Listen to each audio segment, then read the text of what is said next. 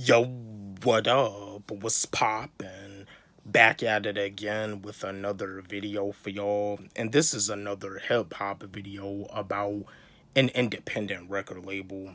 When this label had existed with the artists that were signed to the indie record label, the artists such as Hobson, Jaron Benton, Dizzy Wright, DJ Hopper, and Swizz, they had a lot of success while the label existed, but when it came down to Hobson and Damian Ritter having a fallout, the label no longer exists and the label ended up going downhill and the label ended up dying. But when it comes down to the times when well, I already done said the name, when Funk Volume had existed, they definitely had a lot of success. You know what I mean? Funk Volume pretty much saved Hobson's life after the deal with Ruthless Records didn't really work out so good for him. But I just got a question for y'all. Was Funk Volume an influential indie record label to underground hip hop while it existed? My fellow Hobson fans, Jaron Benton fans, Dizzy Wright fans, Swizz and DJ Hopper fans, Funk Volume fans, let's have a discussion about this.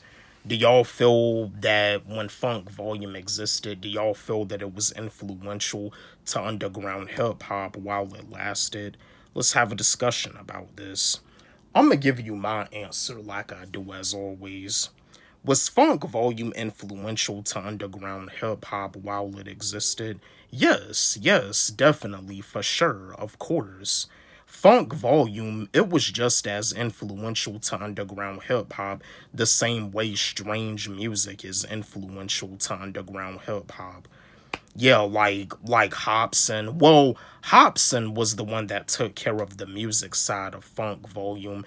Damian Ritter took care of the business side. See, like Hobson, like he was saying in interviews, that's like a his rap name that he had back when he was in high school. But when him and Damian Ritter having like a fallout, Damian Ritter telling Hobson that he doesn't work hard, like, you know what I mean, Hobson didn't want that around him, and Hobson ended up wanting to leave Funk Volume. Like he left Funk Volume and he pretty much did his own thing. He went solo. But you see, Jaron Benton ended up going solo too. But I think Dizzy Wright, even to this day, I believe Dizzy Wright is still doing stuff with Damian Ritter. But yeah, Funk Volume had a huge influence to underground hip hop. And the reason why I say underground hip hop is because Funk Volume, it was a independent record label. I mean, it did have a distribution with Warner Brothers, and with it having a distribution with Warner Brothers, that was like a little bit after Hobson had released his Pound Syndrome album. Because that's the thing about it too. Listening to the song Funk Volume, yeah, like Funk Volume Till I Die by Hobson, like a lot of us was expecting Funk Volume to stick around forever, to stick around for good, but the music industry is so evil that record labels can even go downhill. And that's the thing about it too, like just like the situation with Death Row Records with Suge Knight. Suge Knight with him getting into trouble. I mean, Suge Knight is incarcerated right now. Like Death Row, like Snoop Dogg is like the new CEO of Death Row, and that's the thing.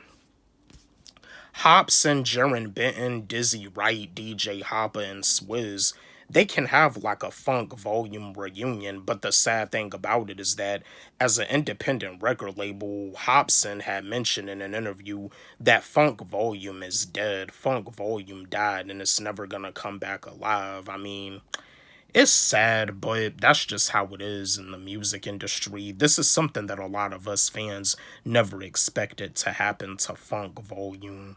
But yo, if you ask me, Funk Volume, it was it was like a huge influence to underground hip hop in the independent rap scene.